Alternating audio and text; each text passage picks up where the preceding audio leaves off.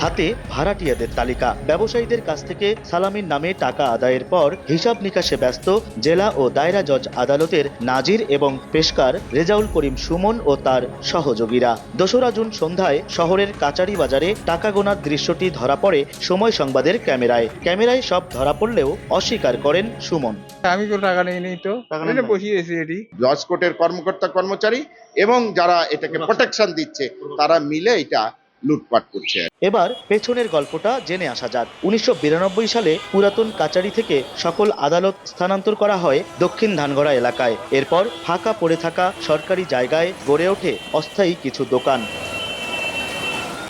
2024 সালের ফেব্রুয়ারিতে পুরাতন কাচারিতে থাকা গাছপালা কেটে রাতারাতি গড়ে ওঠে প্রায় 200 দোকান। অভিযোগ আছে কোনো টেন্ডার বা বিজ্ঞপ্তি ছাড়াই আদালতের কর্মচারী সহ বিভিন্ন পেশার মানুষকে দোকানের জায়গা বরাদ্দ দেন কর্তৃপক্ষ। এরপর লাখ লাখ টাকার বিনিময়ে তারা অন্যদের কাছে মালিকানা হস্তান্তর করেন। 4 বিঘা জমিতে আমরা কাজ করতাম, দেখা গেছে 1 বিঘা পড়ে থাকতো, হাফ বিঘার ভিতরে আমাদের কাজ হয়তো 50টা। টাকাটা তো আপনার এটা জজ কোর্ট থেকে বরাদ্দ করা আছে, উপঢৌক বেশি দিছে তাদেরকে দিছে। কোনো প্রক্রিয়া না মেনে লিজ দেয়া এসব দোকান ভাড়ার চুক্তিপত্রের শর্তে উল্লেখ করা হয় সম্পূর্ণ অস্থায়ী, অর্থাৎ সকালে ঠেলাগাড়িতে দোকান বসবে এবং বিকেলে উঠে যাবে। অথচ লিজ গ্রহীতারা সেখানে স্থায়ীভাবে আধা পাকা ভবন তুলে চড়া মূল্যে ব্যবসায়ীদের কাছে ভাড়া দিয়েছেন। কোটি কোটি টাকার লুটপাট হয়ে গেল। সেই জায়গায় কোনো তদন্ত করে দোষীদের বিরুদ্ধে ব্যবস্থা গ্রহণ তো দূরে থাক, এটা কোনো ব্যবস্থা গ্রহণ করে নাই আইন মন্ত্রণালয় থেকে। অবশ্যই সরকারের উচিত এই জায়গাটাকে দখলমুক্ত করা। সরকারি জায়গা লিজ দিবে বা টেন্ডার করবে, সেটা তো একটা নিয়ম আছে, একটা বিজ্ঞপ্তির মাধ্যমেও দিবে, সেটাও তারা ফলো করেনি।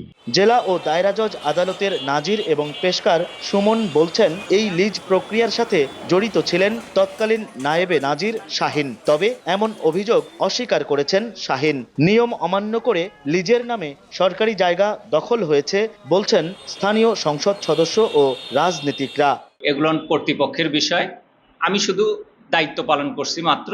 এই সম্পদকে উদ্ধার করার জন্য আমরা আইনসহ এবং গাইবান্ধারবাসীকে সাথে নিয়ে এর বিরুদ্ধে আন্দোলন করতে হবে। যে অনিয়ম হয়েছে তার তদন্ত হওয়া উচিত এবং ন্যায়ভিত্তিক এটার বন্টন হওয়া উচিত। সূত্র বলছে, নতুন পুরাতন মিলে 189টি দোকান আছে কাচারি বাজারে, যার আয়তন প্রায় 22,000 বর্গফুট। এসব দোকান থেকে মাসে প্রায় 2 লাখ টাকা আদায় করেন আদালতের কর্মচারীরা। হেদায়েতুল ইসলাম বাবু, সময় সংবাদ, গাইবান্ধা।